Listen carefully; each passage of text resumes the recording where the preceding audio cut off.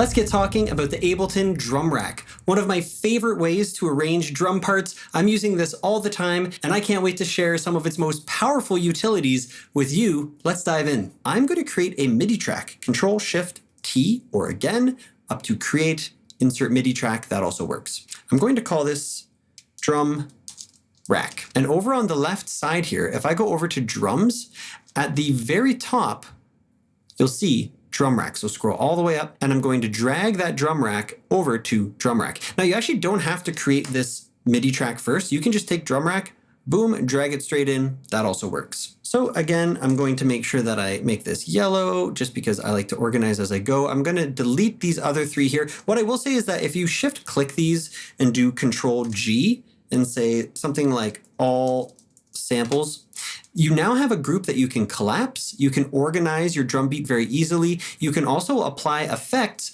to all of the drums. That's a bit out of context for this class because I could talk about all the different types of effects and all the different ways to manipulate reverb and delay and distortion and saturation. We're not here for that. I just wanted to mention that if you wanted to do something to your kick, like add a simple effect to the kick, you can do that, but you can also apply it to all your drums, and you would do that by grouping. This is one way to do it. There's multiple ways, but this is really clean, and Ableton is really good at doing things this way. So I'm going to delete that, so we just have our drum rack. Now, in the bottom left, you'll see over here, we have something that looks kind of like an MPC. It looks a little bit like the finger pads that something like Dr. Dre would have used, or something like a Launchpad, which is a really popular Ableton device. So now what we're going to do is we're going to take our samples like before. So I go to splice sounds. I'm going to pull in a kick drum, maybe a different one. So let's say this is the kick that we want. Drag that onto, let's say, C1. Now this grid here, you'll notice that on the left, there's lots of little different sort of versions of this grid. You can have a very complex setup. We're just working with one little square for now, and we're going to pull in a snare drum next. Let's say this one here. Next up, we're going to pull up a hi-hat. Again, just keeping the basic elements. This is fine. I like my kick on C, my snare on D, and my hi-hat on F sharp. Watch the little MIDI keyboard just below me here. When I hit C on my keyboard, you can see it light up. We're hearing the kick. Here's D on my keyboard, and here's F sharp. So I've assigned it to certain keys on my keyboard. It's actually the same layout as Yamaha keyboards. They would always have it laid out so you could just play it a certain way that feels nice with the long fingers up on the hi-hat and the kick and snare beside each other. I played a lot on Yamaha keyboards as a kid, played a lot of drum beats. So for me, I lay it out the same way that Yamaha keyboards lay out their drums. Now from here, I have more of an ability to play in my drum part. So let's listen to our tempo, 125. Let's try recording in. It's going to sound like this. 1, 2, 3, 4. Okay, so you'll notice that when it looped, it deleted a little bit of the first part of this loop. It's just giving me a second chance. In case I didn't like it, I can just keep re-looping and re-looping till I get the part that I like. Control Z will undo that. So every time it re-loops, you go Control Z, Control Z, Control Z until you find the loop that you thought was the best. So we're sticking with this one for now. Metronome is off. Sounds like this. It's not perfect though. If I double click this top part here, we can see some of my kicks are really early, some of my snares are a bit early. So again, Control A to select all when I'm in this area. You can select some of this gray area first, Control A, and then Control U. Most of it is on the grid, but these little guys here, they were so far over that they're kind of in between. We're just going to kind of snap those back. You can do this with the mouse or just hit right on your keyboard and you can manipulate the different drum samples that way as well too. So again, you could go to quantize settings. That'll open it up here for you, or just scroll down and open up transform. It was set to 30-second notes, and that's why it decided, if I undo enough times, it decided that this was a good spot to quantize.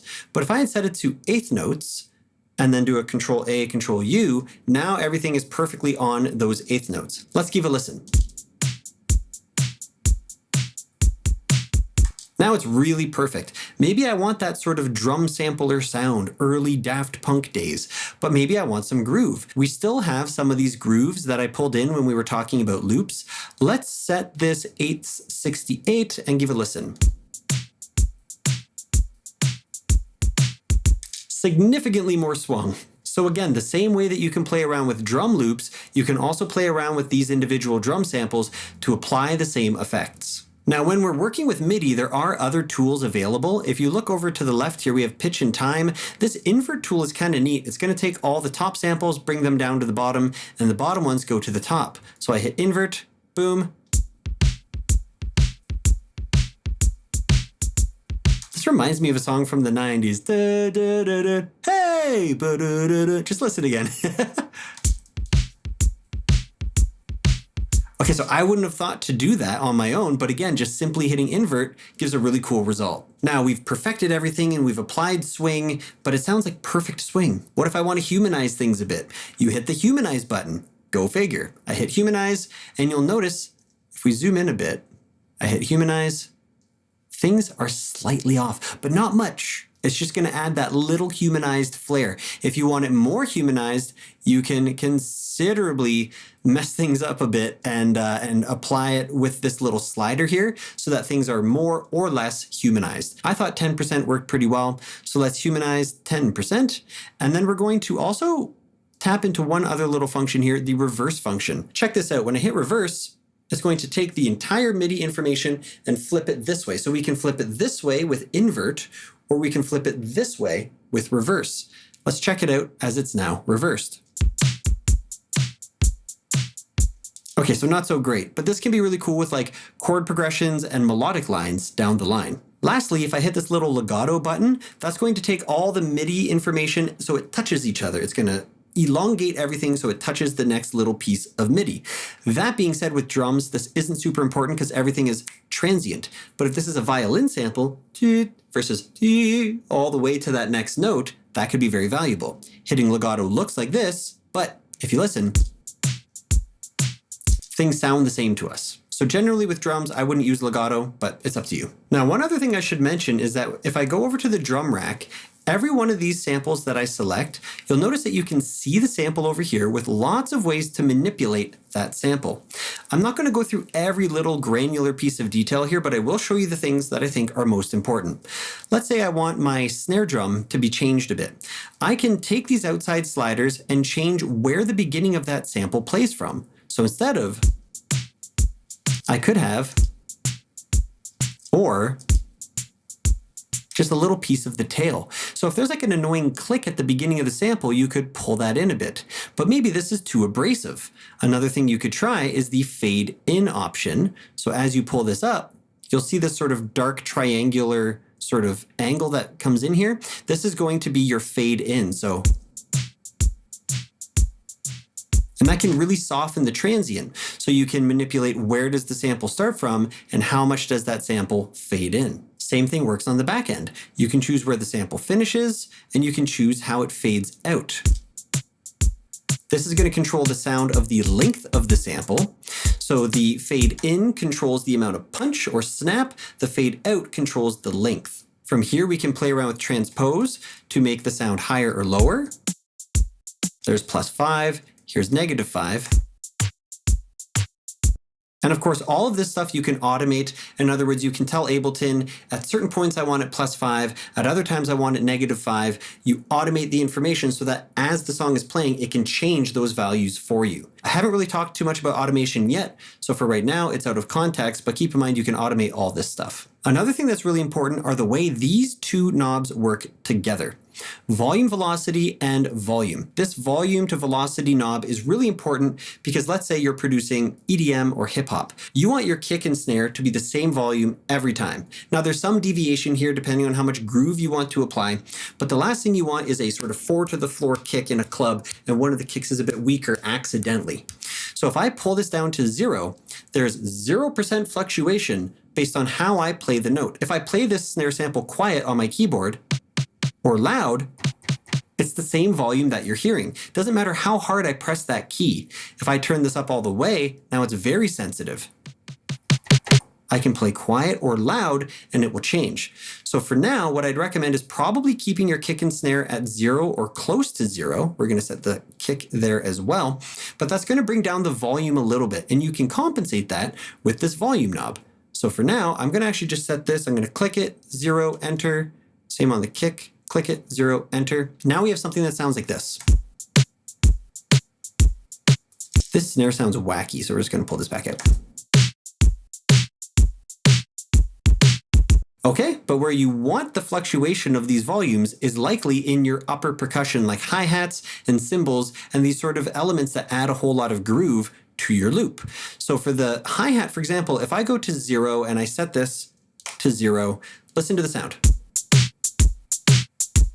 The hi-hat is very abrasive. But what if I was to take it and apply a little bit of fluctuation on that volume by turning this up, let's say 50%. If I go even more, listen now. It's ta, ta, ta, ta. You can almost not even hear every second hi-hat hit. So if I was to hit tab, if we go over to this drum rack up top, I can open it up by hitting this triangle and I can see the kick, the snare, and the hi-hat. You might want to rename these. That's up to you. I usually do. So something like BD for bass drum and SN for snare and then hat for hi-hat. So if I solo this hi-hat, give it a listen. Okay, now let's take that hi-hat sound and pull this down. Hear how it loses that groove? Listen to it, it's all the same volume. As I pull this back up again, now we're kind of applying that loud, soft, loud, soft, loud, soft, loud, soft sort of groove. Listening back in again, that works quite well. So again, when I'm going through these three little areas up here within my drum rack, you can see it pulls up all the same sort of settings as though I'm in the drum rack and selecting these different little clips here. The other thing is you'll notice it's renamed everything on this grid. Ableton is very intuitive that way. Some things in Ableton are a bit tougher to learn, but this was very intuitive. So again, I could take something like the bass drum and then under audio effects, I'm going to do this really quickly, but let's say I add a filter so that we're only hearing low frequencies. We're not hearing any of the kick, we're just hearing that low stuff. On the snare, I'm going to add a huge reverb, let's say. I'm just being quick and dirty with this, by the way, just to show you that you can add individual effects and a saturator on the hi-hat. Why not add a bit of distortion? It might get a bit loud. Try to pull down the output. So now I've added a bit of saturation to the hi-hat, a little bit of reverb to the snare, and some filtering to the kick. I'm not saying this is what you should do. I'm just showing you can add individual effects to each of these, but we can also add effects to the group, which is where everything is contained. Again, you can check out everything in the group by pressing this little triangle here. But if I drag an effect onto the group itself, like Redux, now let's say I'm writing something for an 8-bit video game, I'll set my bits and my rate down and we get something like... And that's applying to everything, but we still have a bit of reverb on the snare, we still have saturation on the hi-hat and filtering on the kick. So you can individually affect everything or affect everything in a group. That is true whether you're using this method or whether you're using the method where we had individual audio samples and then contained those within a group. Lastly, what I'll mention is there's a bit of an in-between territory of loops and samples, specifically in Ableton. If I click packs and then I type in clip. All these packs that I've purchased from Ableton, which are free once you've bought Ableton, and I'd recommend if you have the hard drive space, just buy all of them, but these packs are going to have different types of samples and these sort of looped clips where basically you have access to loops, but it's created the loops through different drum racks. Allow me to explain. Let's say we have this sound here and I pull this over into a new track. Here's the clip. And this clip is playing this drum rack. Now I can play, for example, on the keyboard, the kick, snare, and hi-hat. And by the way, C, D, F sharp, it's laid out the same way on this new kit. But listen to how that tail extends. Loops don't really do that. Like for example, if I play this clip and then stop it, you'll see it has all those tails, all that sort of reverberation, all the effects that the individual drum rack samples have. So it functions like a loop. I hit this play button, I have a loop. But what's really cool is I can go Control C, tab over, turn off this sort of clip mode, over here, paste. Now you can see the loop as individual drum samples. You can do a whole lot of manipulation from this point. So this is like a hybrid environment of you go through and you listen to some of your favorite. When you find one that you like, you know you're going to be able to get granular in terms of the way that you manipulate things using MIDI. But at the same time, you don't have to. You could just simply play the clip as a loop, and that works as well too. That's it for this class on the drum rack. We're gonna start to break things down a little bit more. Over the classes to come, we'll be talking about quantization, swing, drum chokes, and so much more. I'll catch you in the next class.